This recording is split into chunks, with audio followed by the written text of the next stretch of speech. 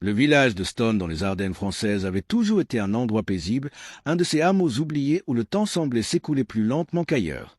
En ce matin du 15 mai 1940, le soleil se levait sur les collines boisées qui entouraient le village, projetant des ombres dorées sur les maisons en pierre aux toits d'ardoise. L'air sentait encore la rosée fraîche et le pain qui cuisait dans les fours des quelques boulangeries encore ouvertes malgré la guerre qui grondait au loin. Mais ce matin-là était différent. Un grondement résonnait depuis l'est, un bruit mécanique et menaçant qui faisait vibrer les vitres des fenêtres et glaçait le sang des villageois. Marguerite Dubois, 28 ans, infirmière volontaire de la Croix-Rouge française, se tenait sur la place du village et observait l'horizon avec une inquiétude grandissante. Ses cheveux blonds coiffés en un chignon strict commençaient déjà à se défaire tant elle avait couru ce matin-là, préparant l'école transformée en hôpital de campagne pour recevoir les blessés qui ne manqueraient pas d'arriver. Elle portait son uniforme blanc immaculé, mais elle savait que dans quelques heures, il serait probablement taché de sang et de boue. Les cloches de l'église sonnèrent 6 fois, un son qui semblait discordant face à la rumeur de guerre qui approchait. Les derniers civils qui n'avaient pas encore fui charger des charrettes avec leurs possessions les plus précieuses, des scènes qui rappelaient les gravures de l'Exode de 1870 que Marguerite avait vues dans les livres d'histoire. Mais cette fois, l'ennemi était plus rapide, plus mortel, et ne semblait rien pouvoir l'arrêter. La veille, les premiers réfugiés avaient traversé Stone, des familles entières venant de Belgique et du nord de la France, portant sur leur dos tout ce qui restait de leur vie. Leurs visages hagards et leurs yeux vides racontaient des histoires que les mots ne pouvaient exprimer. Ils parlaient de Stukas qui piquaient du ciel en hurlant comme des banshés, de Panzers qui écrasaient tout sur leur passage, de villages entiers transformés en brasiers. Marguerite avait soigné les blessés parmi eux, bandé des plaies causées par des éclats d'obus, réconforté des enfants traumatisés qui ne pleuraient même plus. Elle avait écouté un vieil homme de Sedan raconter comment la ligne française était effondrée en quelques heures face à la blitzkrieg allemande, comment les soldats français, pourtant courageux, avaient été submergés par la vitesse et la violence de l'attaque. Ce récit l'avait terrifié plus que tout, car si Sedan était tombé, alors Stone, qui n'était qu'à quelques kilomètres, serait la prochaine. Et pourtant, elle était restée.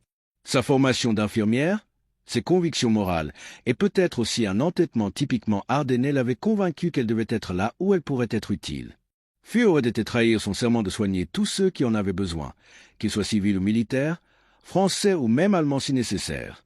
Cette pensée la mettait mal à l'aise, mais elle savait que c'était ce que l'éthique médicale exigeait d'elle. Le bruit des chenilles se rapprochait maintenant, accompagné du grondement plus aigu des moteurs de chars. Marguerite vit les premiers soldats français arriver en courant dans le village, des fantassins couverts de poussière et de sueur, leurs uniformes bleu horizon déjà déchirés et tachés.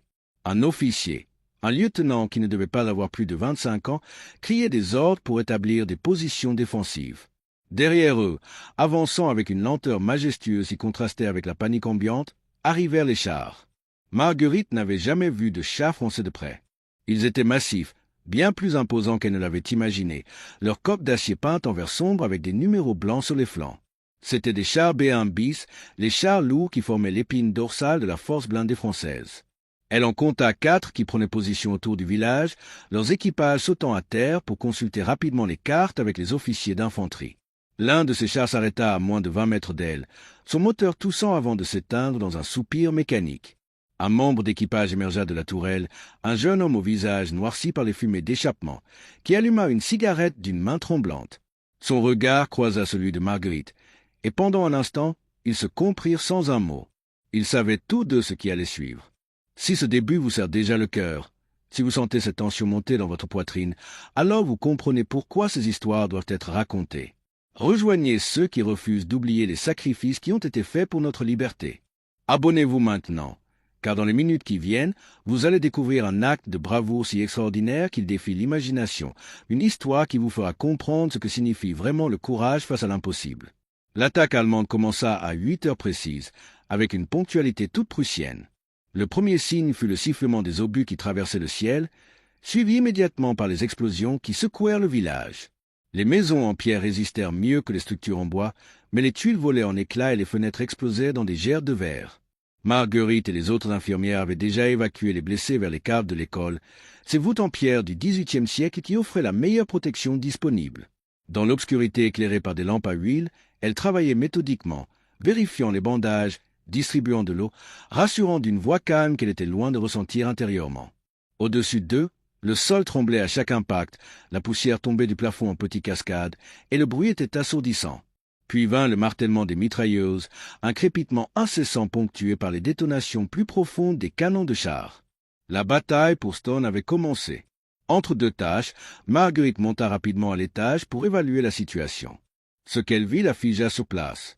Les panzers allemands avançaient à travers les champs qui entouraient le village, peut-être 20 ou 30 chars, soutenus par de l'infanterie qui progressait en utilisant les haies et les fossés comme couverture. C'était une marée grise et verte qui déferlait sur Stone avec une détermination implacable. Les chars français ripostaient avec tout ce qu'ils avaient. Le char B1 bis que Marguerite avait vu plus tôt était maintenant en position sur une petite élévation à l'entrée du village, son canon de 75 mm crachant des flammes à intervalles réguliers. Chaque tir faisait reculer le char de plusieurs centimètres malgré ses 40 tonnes, et l'onde de choc était si puissante que Marguerite pouvait la sentir dans sa poitrine même à cette distance.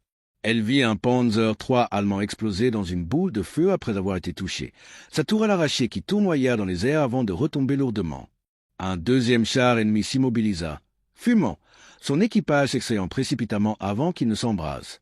Les Français tenaient bon, mais ils étaient largement surpassés en nombre. Pour chaque Panzer détruit, 2 autres prenaient sa place. L'infanterie allemande commençait à infiltrer les premières maisons du village, et Marguerite entendait maintenant les rafales de fusils et de mitrailleuses dans les rues adjacentes. Elle redescendit dans la cave, le cœur battant, et se força à se concentrer sur son travail. Un jeune soldat venait d'être amené, une balle avait traversé son épaule, et il perdait beaucoup de sang. Elle se mit au travail, ses mains expertes nettoyant la plaie, appliquant un pansement compressif, injectant de la morphine pour calmer la douleur. Le soldat, un garçon qui ne devait pas avoir plus de 19 ans, la regardait avec des yeux remplis de larmes. Il murmurait le nom de sa mère encore et encore. L'après-midi avança dans un cycle infernal d'attaques et de contre-attaques. Stone changeait de main avec une régularité cauchemardesque.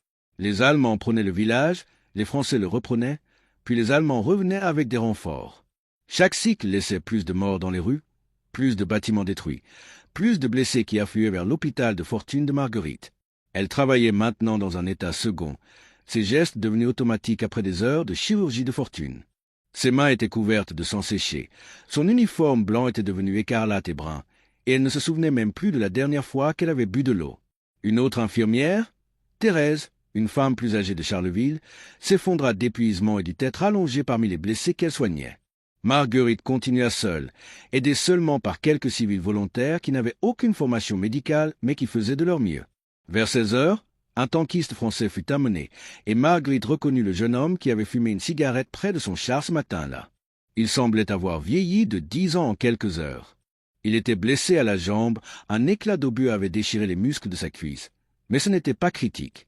Pendant qu'elle nettoyait et bandait la plaie, il parla, d'une voix monotone et choquée, racontant ce qui se passait là-haut. Son char avait été touché 3 fois par des canons antichars allemands, mais le blindage épais du char B1 bis avait tenu. 3 fois, c'était presque miraculeux, car les panzers allemands, bien que plus rapides et plus nombreux, avaient des canons plus faibles qui peinaient à percer l'armure française. Mais il y avait un problème. Le char du capitaine Pierre Billotte, le commandant de leur petite unité, avait subi un coup direct qui avait endommagé le mécanisme de rotation de sa tourelle. La tourelle était bloquée, figée dans une direction, incapable de pivoter pour suivre les cibles. Pour un char, c'était essentiellement une condamnation à mort. Sans capacité de tourner son canon, un char ne pouvait engager que les ennemis directement dans sa ligne de mire, devenant une cible facile pour les panzers plus mobiles qui pouvaient le contourner et le frapper sur les flancs moins protégés. Le protocole militaire était clair dans de telles situations. L'équipage devait abandonner le véhicule et se replier. C'était du bon sens tactique.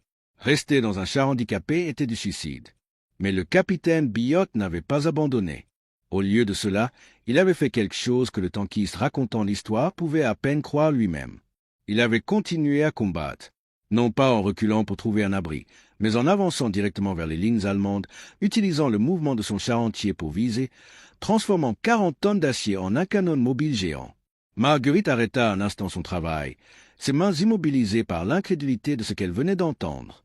Elle regarda le tankiste, cherchant dans ses yeux la confirmation qu'il ne délirait pas sous le choc. Mais il était lucide et il continua son récit avec un mélange d'admiration et d'horreur. Le capitaine Billotte avait repéré un Panzer IV qui s'approchait de sa position, probablement pour l'achever à bout portant. Au lieu d'attendre passivement, Billotte avait ordonné à son conducteur d'avancer et de manœuvrer tout le char pour aligner le canon fixe de la tourelle bloquée avec la cible. C'était une manœuvre d'une difficulté insensée, équivalente à essayer de viser une cible mobile en bougeant tout son corps au lieu de simplement tourner la tête. Le char B1 bis n'était pas conçu pour cela. Il était lent, difficile à manœuvrer, avec un rayon de braquage médiocre. Mais Biot et son conducteur avaient réussi. Pivotant le char entier au dernier moment, et le coup du canon de 75 mm avait frappé le Panzer allemand de plein fouet, le transformant en épave fumante. Le premier Panzer détruit. Mais ce n'était que le début. Les Allemands, voyant un char français isolé avec une tourelle visiblement immobile, avaient pensé avoir trouvé une proie facile. 2 Panzer III s'étaient approchés, essayant de le prendre en tenaille. Biot les avait vus venir. Il avait fait reculer son char en diagonale, une manœuvre complexe qui avait aligné son canon avec le premier Panzer III. Tir, impact. Le char allemand s'était arrêté net, de la fumée noire s'échappant de ses grilles de ventilation. Le deuxième Panzer III, réalisant trop tard qu'il n'affrontait pas un char handicapé mais un adversaire mortel malgré son handicap, avait tenté de fuir. Biot avait fait pivoter tout son char dans un virage serré qui avait laissé des traces profondes dans la terre meuble et avait tiré à nouveau. Troisième destruction confirmée. L'histoire devenait surréelle, presque impossible à croire, et pourtant elle était vraie. Marguerite finit de bander la jambe du tankiste, mais son esprit était ailleurs, essayant d'imaginer ce qui se passait sur le champ de bataille au-dessus. Un homme, un seul homme avec son équipage, défiant toute logique militaire, transformant un handicap catastrophique en tactique d'attaque, détruisant des chars ennemis un par un malgré l'impossibilité de tourner sa tourelle. C'était le genre d'exploit qu'on lirait dans les légendes médiévales, pas dans les rapports de combat modernes. Le tankiste continua, sa voix devenant plus animée maintenant, alimentée par l'adrénaline du souvenir. Un 4e Panzer était apparu, un char de commandement allemand avec des antennes radio caractéristiques. Biot l'avait repéré et avait immédiatement compris son importance. Détruire un char de commandement désorganiserait les communications ennemies. Il avait fait avancer son char B1 bis à pleine vitesse, aussi vite que le permettaient ses moteurs, directement vers le Panzer ennemi dans une charge qui semblait suicidaire. L'équipage allemand, paniqué par cette masse d'acier qui fonçait vers eux avec une tourelle pointée droit sur eux, avait tiré plusieurs coups qui avaient ricoché sur le blindage frontal français. Biot avait tiré à une distance dangereusement courte, presque à bout portant. Le Panzer de commandement avait explosé de manière spectaculaire, probablement parce que ses munitions avaient été touchées. Le 5e char détruit. Mais Biot ne s'était pas arrêté là. 2 autres Panzers, probablement des Mark IV, avaient convergé vers lui, essayant de l'encercler. La situation était critique. Même avec un blindage supérieur, un char B1 bis pris entre 2 feux pouvait être détruit par des tirs concentrés sur ses points faibles. Biot avait fait quelque chose que personne n'aurait pu prédire.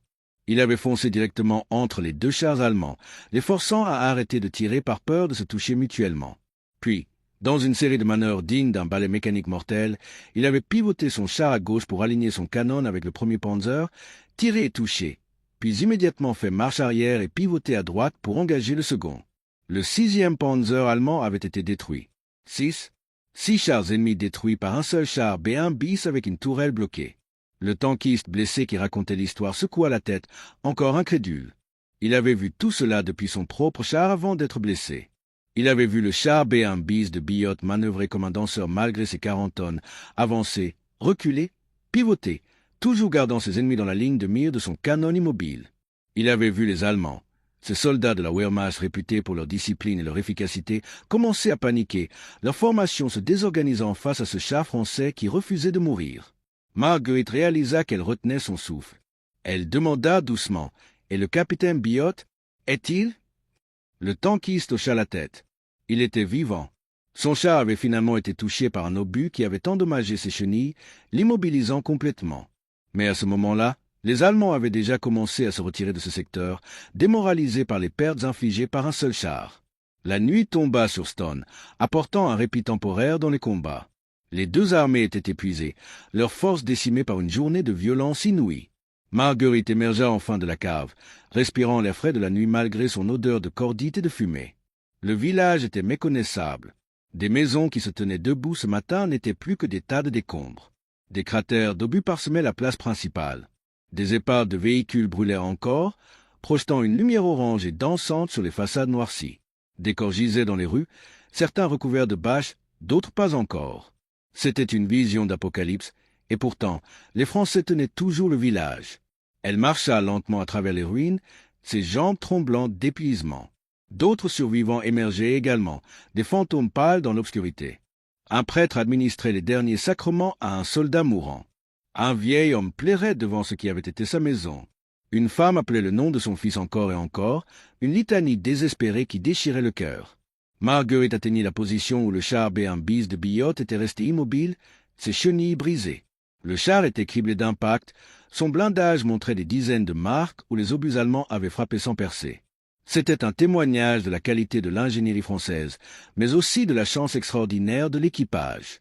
Un groupe de soldats était rassemblé autour du char, et quand ils virent Marguerite approcher avec sa trousse médicale, ils s'écartèrent. Le capitaine Pierre Biot était assis sur une caisse de munitions, fumant une cigarette entouré de son équipage.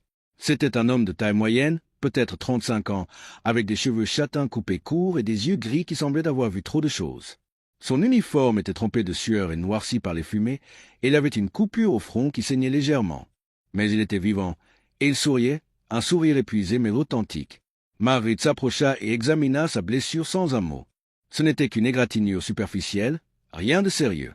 Pendant qu'elle nettoyait et bandait la coupure, Biot parla, s'adressant plus à ses hommes qu'à elle. Il expliquait comment la tourelle s'était bloquée après le premier impact, comment il avait réalisé immédiatement qu'ils avaient deux options, abandonner le char et probablement mourir en essayant de rejoindre les lignes françaises à pied, ou rester et trouver un moyen de continuer à combattre. Il avait choisi la deuxième option non pas par bravoure, insistait-il, mais par simple calcul tactique. Le char B1 bis était une arme précieuse, et même handicapé, il représentait toujours une menace significative pour l'ennemi. Abandonner signifiait donner aux Allemands un char de moins à affronter. Rester signifiait peut-être infliger des pertes avant d'être finalement détruit. Mais ce qui avait commencé comme un calcul tactique était devenu quelque chose de plus. Biot décrivit comment, après avoir détruit le premier Panzer en manœuvrant tout le char pour viser, il avait ressenti une sorte d'euphorie. C'était possible. C'était difficile, demandant une coordination parfaite entre lui et son conducteur, une compréhension intuitive de la balistique et des distances, une capacité à prédire les mouvements ennemis. Mais c'était possible. Chaque Panzer détruit avait renforcé sa confiance et affiné sa technique. Il avait appris à utiliser le terrain, à positionner son char de manière à avoir des angles de tir optimaux, à exploiter la panique croissante des Allemands qui ne comprenaient pas comment ce char français continuait à les détruire malgré sa tourelle visiblement immobile. Le conducteur, un sergent nommé Deveau, intervint pour ajouter des détails. Les ordres de Biot avaient été d'une précision extraordinaire. Avance de 3 mètres, pivote 15 degrés à gauche, stop, recule en diagonale droite. C'était comme une danse mortelle chorégraphiée en temps réel, et une seule erreur aurait pu être fatale. Mais il n'avait pas fait d'erreur. Le chargeur du canon, un jeune homme taciturne nommé Moreau, ajouta que la cadence de tir de Biot avait été stupéfiante. Entre les manœuvres, le chargement du canon et les calculs de visée, Biot avait maintenu une efficacité de combat que même un char avec une tourelle fonctionnelle aurait eu du mal à égaler. Marguerite finit son bandage et recula, observant ces hommes qui venaient d'accomplir l'impossible. Ils ne ressemblaient pas à des héros de légende. Ils étaient sales, épuisés, probablement terrifiés rétrospectivement par ce qu'ils avaient fait. Mais ils avaient tenu. Face à une situation qui aurait justifié l'abandon et la retraite, ils avaient choisi de se battre, et dans ce combat, ils avaient infligé des pertes qui auraient normalement nécessité toute une unité de chars. Biot croisa le regard de Marguerite et sembla lire ses pensées. Il dit doucement, comme pour lui-même autant que pour les autres, « On n'avait pas le choix. Pas vraiment. Pas quand on voit ce que les Allemands font à notre pays, à nos villes, à nos gens. On ne peut pas simplement abandonner et espérer que quelqu'un d'autre s'en occupera. Chacun doit faire ce qu'il peut, là où il est, avec ce qu'il a. » Ces mots résonnèrent avec Marguerite d'une manière profonde. N'était-ce pas exactement ce qu'elle avait fait elle-même? Rester dans ce village condamné, soigner les blessés dans une cave pendant que l'enfer se déchaînait au-dessus, parce que c'était ce qu'elle pouvait faire, ce qu'elle devait faire. Elle hocha lentement la tête, et un moment de compréhension mutuelle passa entre l'infirmière et le tankiste. Les jours suivants virent la bataille de Stonne continuer avec une intensité qui ne faiblissait pas. Le village changerait de main 17 fois au total avant que la situation ne se stabilise, un record macabre qui lui vaudrait le surnom sinistre de le Verdun de 1940. Mais quelque chose avait changé dans le moral des troupes françaises. L'histoire du capitaine Biot et de son char B1 bis à la tourelle bloquée s'était répandue comme une traînée de poudre, racontée et embellie dans les tranchées, les abris, les postes de commandement. Elle devenait une légende vivante, un symbole que même dans les situations les plus désespérées, la résistance était possible, que l'ingéniosité et le courage pouvaient triompher des handicaps matériels. Les soldats français, qui avaient commencé la bataille démoralisés par la débâcle de Sedan et le rouleau compresseur allemand qui semblait invincible, retrouvaient un peu d'espoir. Si un seul char pouvait détruire 6 panzers malgré une tourelle bloquée, alors peut-être que la France n'était pas encore vaincue. Marguerite continua son travail inlassable, soignant les blessés qui affluaient sans cesse. Elle vit Biot plusieurs autres fois au cours de ces jours chaotiques, toujours au cœur de l'action, ayant obtenu un nouveau char pour remplacer celui qui avait été immobilisé. Il combattait avec la même détermination féroce, mais maintenant il était devenu un symbole, et les hommes se battaient plus durement quand ils savaient qu'il était dans le secteur. Le 25 mai, les ordres de retrait général arrivèrent. La ligne française dans les Ardennes ne pouvait plus tenir face à la pression allemande écrasante. Stone devait être abandonné. C'était une pilule amère à avaler pour les hommes qui avaient versé tant de sang pour défendre chaque mètre de ce village détruit. Mais les ordres étaient les ordres. L'évacuation commença dans la nuit, une retraite organisée mais teintée d'amertume. Marguerite aida à charger les blessés qui pouvaient être déplacés dans les quelques ambulances et camions disponibles. Ceux qui étaient trop grièvement blessés pour être transportés devaient être laissés sur place avec un médecin volontaire qui resterait pour s'occuper d'eux et les remettre aux Allemands comme prisonniers de guerre. C'était une décision déchirante, mais il n'y avait pas d'autre option. Marguerite se porta volontaire pour rester, mais le médecin-chef refusa catégoriquement. Elle était trop précieuse, avait trop de compétences, et serait plus utile avec l'armée en retraite qu'en tant que prisonnière. Elle dut obéir, même si cela lui brisait le cœur de laisser ses hommes derrière elle. Alors qu'elle montait dans l'une des dernières ambulances, elle vit le capitaine Biot une dernière fois. Il était debout près de son char, supervisant le repli de son unité. Leurs regards se croisèrent brièvement, et il lui fit un petit salut, un geste simple qui contenait tant de reconnaissance mutuelle, de respect entre deux personnes qui avaient fait leur devoir dans des circonstances impossibles. La retraite française se transforma en déroute dans les semaines qui suivirent. Marguerite se retrouva à Dunkerque, participant à l'évacuation miraculeuse qui sauva des centaines de milliers de soldats britanniques et français. Elle traversa la Manche sur un destroyer qui fut bombardé à 3 reprises par les Stukas, survivant par miracle quand une bombe explosa à seulement 50 mètres du navire, projetant une colonne d'eau qui trempa tout le monde sur le pont.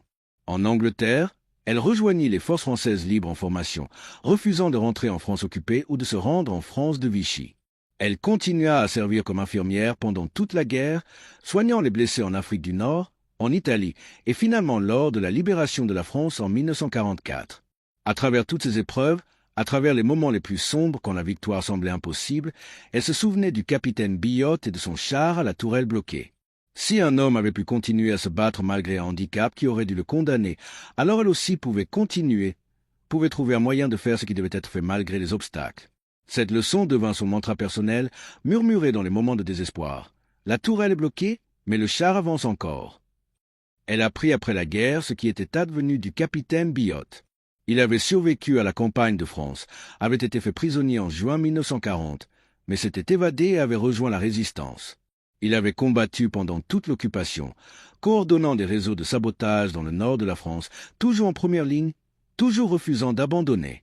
Il avait été capturé une seconde fois par la Gestapo en 1943 et avait été déporté dans un camp de concentration. Contre toute attente, il avait survécu et avait été libéré en avril 1945 par les Américains. Marguerite le revit en 1946, lors d'une cérémonie commémorative à Stone où un monument était érigé pour honorer les soldats tombés dans la bataille. Le village avait été reconstruit, mais les cicatrices de la guerre étaient encore visibles partout. Biot avait terriblement vieilli, son corps amaigri par les années de captivité, ses cheveux maintenant complètement gris.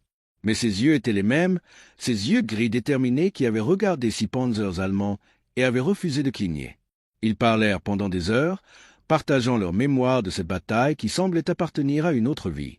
Biot avoua quelque chose qu'il n'avait jamais dit à personne. Pendant ce combat, quand sa tourelle s'était bloquée et qu'il avait réalisé que la situation était désespérée, il avait eu envie d'abandonner, de sauver son équipage en se rendant. Mais il avait pensé à tous les Français qui comptaient sur eux, à tous les civils qui fuyaient devant l'avancée allemande, et n'avait pas pu se résoudre à ne rien faire. Marguerite comprit parfaitement. Elle aussi avait voulu fuir tellement de fois, quitter cette zone de guerre et trouver la sécurité. Mais elle aussi avait pensé aux blessés qui avaient besoin d'elle, et elle était restée. C'était ce qui définissait le vrai courage, expliqua Biot. Ce n'était pas l'absence de peur, mais l'action malgré la peur. Ce n'était pas d'ignorer les obstacles, mais de trouver des moyens de les surmonter même quand cela semblait impossible.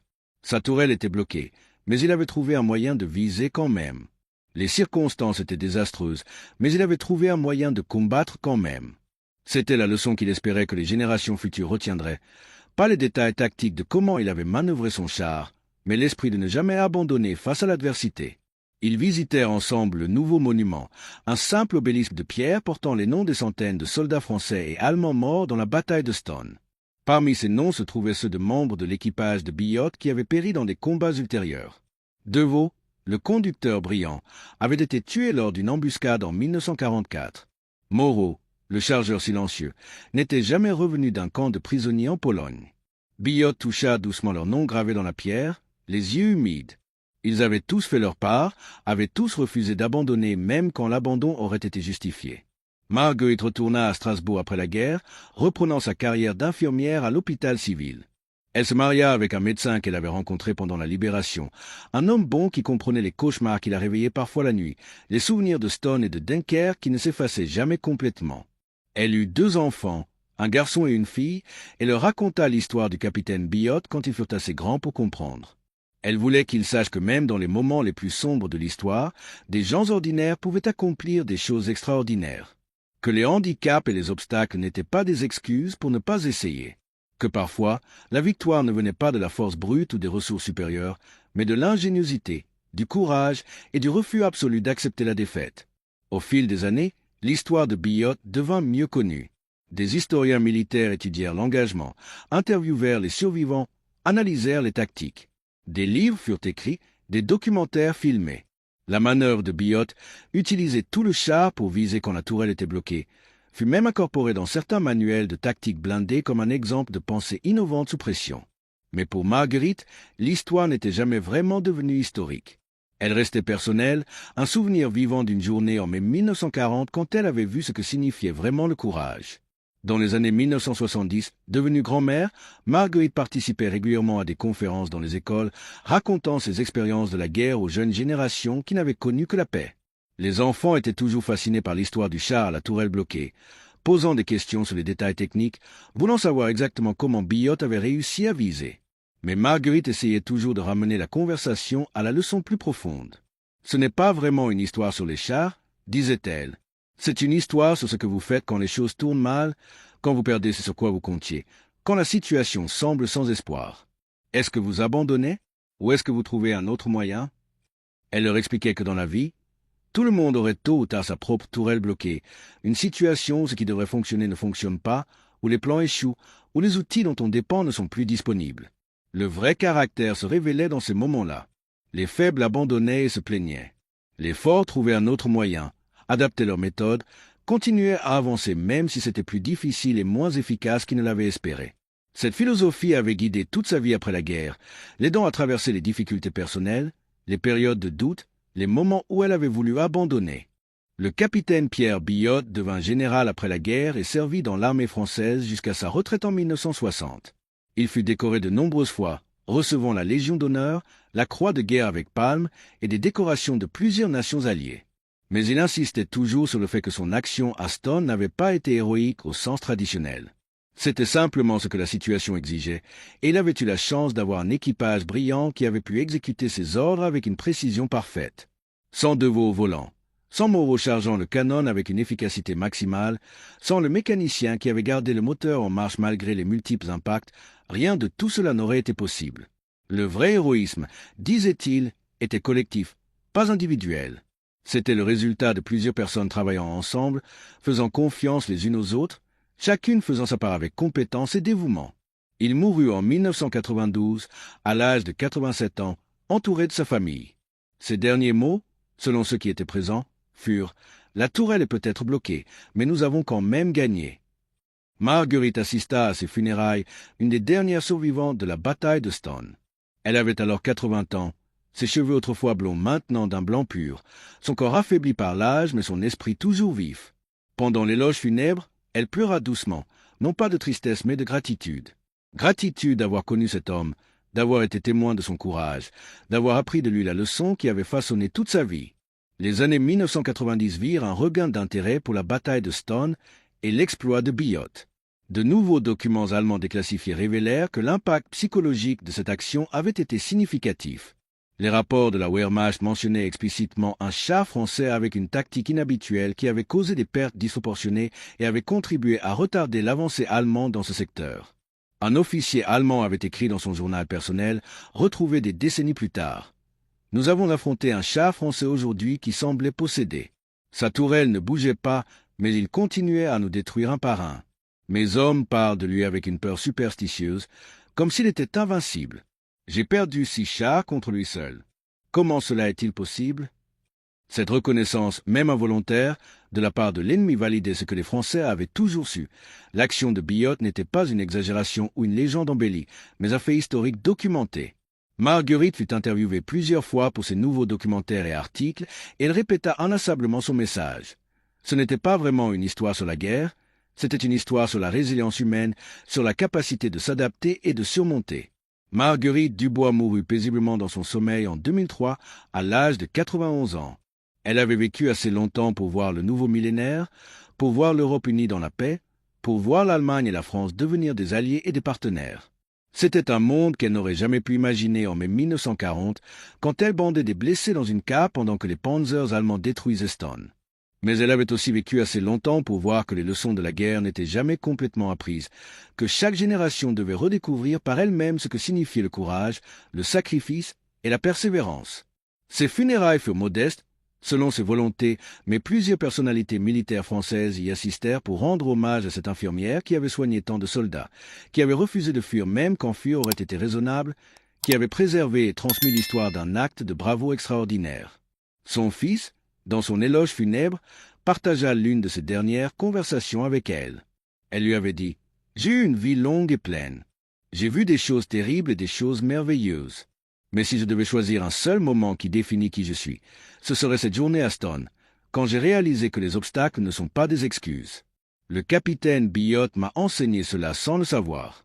Sa tourelle était bloquée, mais il a trouvé un moyen de continuer à se battre. C'est tout ce qu'on peut demander à quelqu'un. Trouve un moyen de continuer. » Aujourd'hui, si vous visitez Stonne, vous trouverez plusieurs monuments commémorant la bataille. Le plus impressionnant est peut-être la réplique grandeur nature d'un char B1 bis, installé à l'entrée du village, ses canons pointés vers l'est d'où les Allemands avaient attaqué.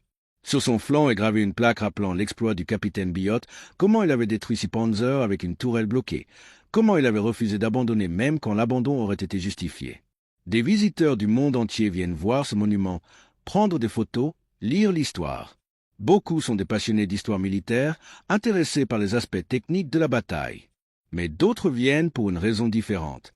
Ils viennent parce qu'ils ont leur propre tourelle bloquée dans leur vie, leur propre obstacle qui semble insurmontable, et ils cherchent l'inspiration pour continuer. Ils la trouvent dans cette histoire d'un tankiste français et de son équipage qui ont prouvé que les limitations peuvent être surmontées par l'ingéniosité et la détermination, que la défaite n'est jamais inévitable tant qu'on continue à chercher des solutions. Le village lui-même a complètement été reconstruit, ses maisons en pierre restaurées, ses rues pavées refaites. Il est difficile d'imaginer maintenant l'enfer que c'était en mai 1940, les explosions constantes, les bâtiments en flammes, les corps dans les rues.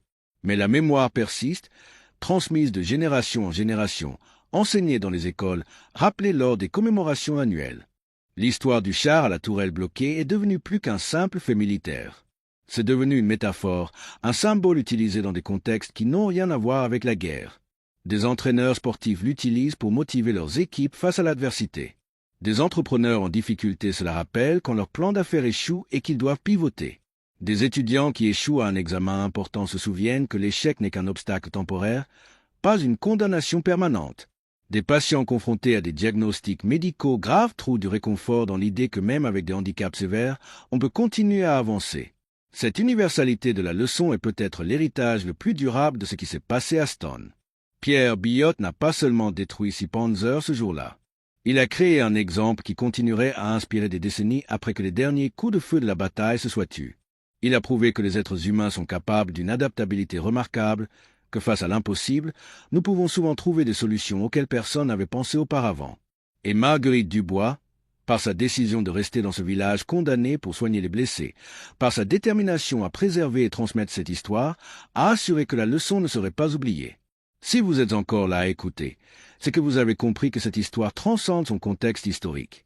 Elle parle directement à chacun de nous, à nos luttes personnelles, à nos moments de doute quand nous voulons abandonner. La tourelle bloquée de Biot pourrait être n'importe quel obstacle dans votre propre vie. La question est, allez-vous l'utiliser comme excuse pour arrêter ou allez-vous trouver un autre moyen d'avancer? Si cette histoire a résonné en vous, si vous vous reconnaissez dans cette lutte contre l'adversité, alors laissez un commentaire en écrivant la tourelle est bloquée, mais j'avance quand même.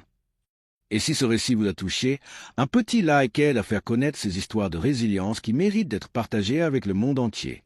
Il y a tant d'autres histoires de courage ordinaire qui attendent d'être découvertes, des hommes et des femmes qui ont refusé d'accepter la défaite même quand toute la logique suggérait l'abandon.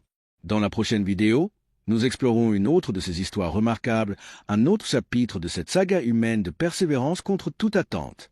Merci d'avoir écouté jusqu'au bout, et rappelez-vous, peu importe ce qui est bloqué dans votre vie, vous pouvez toujours trouver un moyen d'avancer.